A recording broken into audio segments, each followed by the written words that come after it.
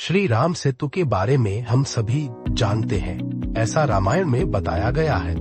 जब भगवान श्री राम को लंका पर विजय प्राप्त करने के लिए पुल की आवश्यकता पड़ी, इसलिए बंदरों और भालुओं ने मिलकर राम सेतु का निर्माण किया, जिसमें उस समय के इंजीनियर कहे जाने वाले नल और नील की मदद से राम सेतु का निर्माण किया गया था। लेकिन क्या आप जानते हैं कि पद्म पुराण में लिखा है कि श्री राम ने ही राम सेतु को तोड़ा था।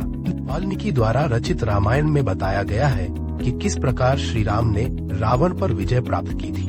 लेकिन इस विजय के लिए बनाए गए राम सेतु के बारे में आज भी कई कहानियां प्रचलित है। ऐसा ही कुछ पद्म पुराण में लिखा है, जिसके बारे में आज हम आपको बताते। पद्म पुराण में लिखा है कि जब श्री राम ने रावण पर विजय प्राप्त की तो विभीषण को लंका का राजा बनाकर वापस आ गए और अयोध्या के राजा बन गए। एक दिन श्री राम को विभीषण की याद आई और फिर श्री राम भरत सहित पुष्पक विमान में सवार होकर श्रीलंका की ओर चल दिए। कुछ समय के लिए अयोध्या का कार्यभार लक्ष्मण को सौंप दिया गया। यहाँ श्री राम की मुलाकात सुग्रीव और अन्य वानरों से हुई।